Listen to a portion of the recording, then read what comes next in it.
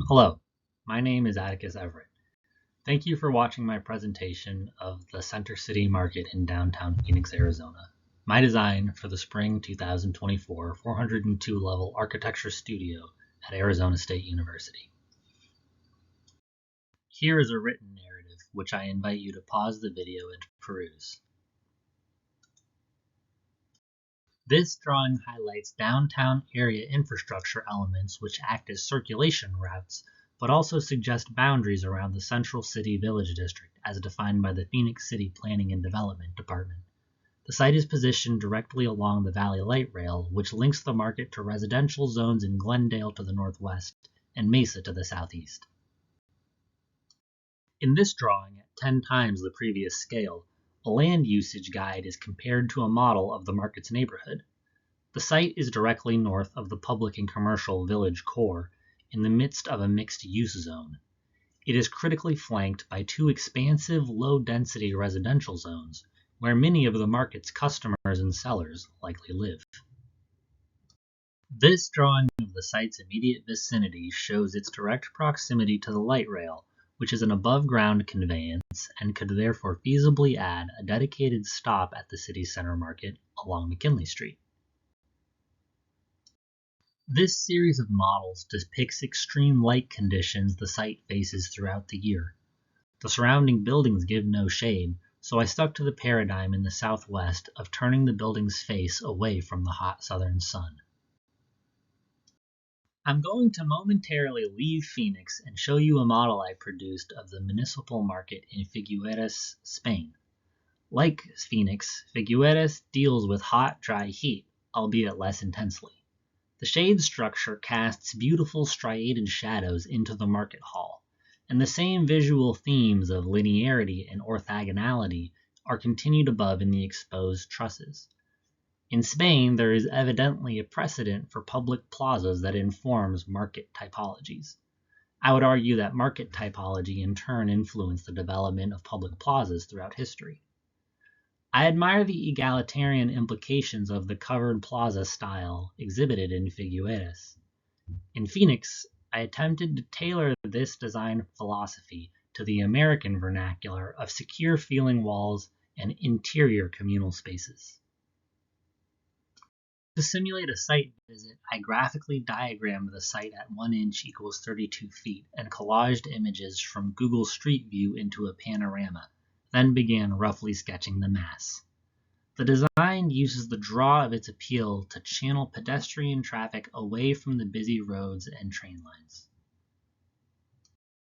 Working back and forth between models of overall and programmatic masses, I refined the building mass, which I see as a vehicle form akin to a fishing boat. The bathrooms were expanded in order to increase the daily usage capacity, which I anticipate will be high owing to the lack of public services and restrooms in the immediate vicinity. The food storage lockers have been expanded to accommodate a food bank and positioned for maximum accessibility. I allocated this community space on the second level to an administration center and 9 housing units ranging from 200 to 400 square feet. This view from the northwest shows the final mass on the site. Working with model planes, I developed an opening scheme to invite light and pedestrian traffic into the interior. The perimeter of the market hall is perforated with 14 double doors. This decision begins to integrate the openness of the Figueres Municipal Market Plan. On the interior, the doors allow direct access from the exterior to any of the market stalls.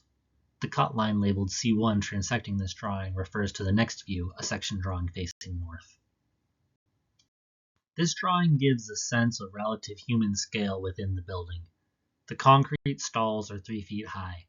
The truss system over the market hall is 9 feet deep in total and illuminated by clear-story windows along the north and west sides. This arrangement of models gives a sense of how the elements come together around the user experience and shows how the vertical circulation provides dedicated access for each of the program's sectors, the public, the service, and the residential. In the central figure, shade elements and strategies are added. Here I chronicle the iterative development process of the shade and natural illumination systems.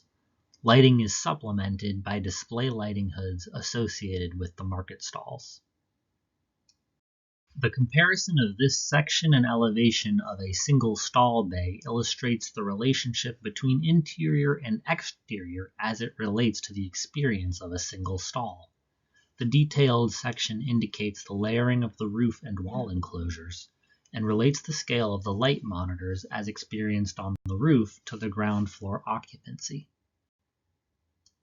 This arrangement further clarifies the spatial, structural, and envelope conceptions as they revolve around a typical set of two connected stall spaces.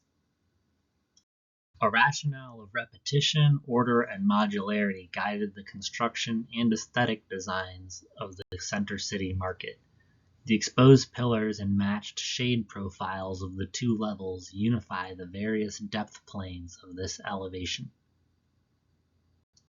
Both the northern and southern banks of doors are buffered by a gravel courtyard of regularly scattered flagstones and trailing indigo bushes.